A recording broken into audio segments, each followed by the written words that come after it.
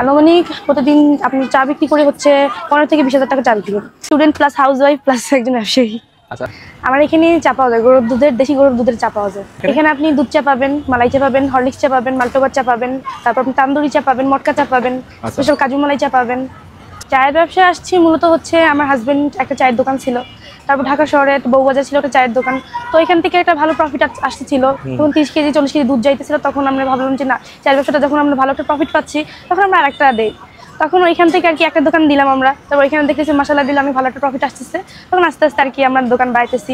এখানে আমাদের চার দোকান আছে, 2টা, আবার একটা জুসের দোকান আছে, আর আরো একটা ফুড করে আছে আমাদের, 3টাও চায়ের দোকান আছে। আলহামদুলিল্লাহ আমাদের ভালো চায়ের দোকান আছে। এখানে প্রতিদিন 30 থেকে 40 কেজি দুধ যায়। অনেকে অনেক কথা বলতো, কিন্তু বাইরের কথা যদি আমি কান দিই তাহলে তো আমার ব্যবসা আগানো হবে না বা আমার কোনো হবে না।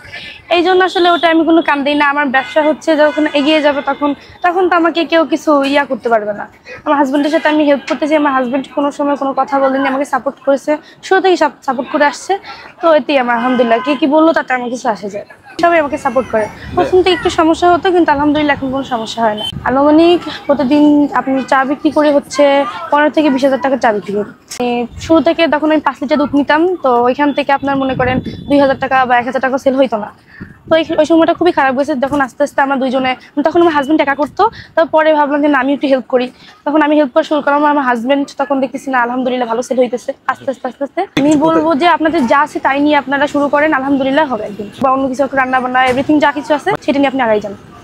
চা বানানোর আগে আমি একজন স্টুডেন্ট ছিলাম এবং হাউস ওয়াইফ ছিলাম। এখন student plus house wife plus একজন ব্যবসায়ী। আচ্ছা, আপনি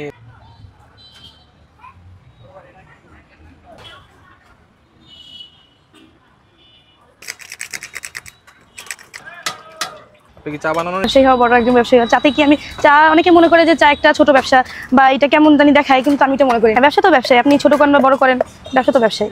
আচ্ছা, মানে আপনি এটা কি দিচ্ছেন? এটা হচ্ছে মালাই, গরুর দুধের মালাই। আচ্ছা, এটা হচ্ছে মালাই না?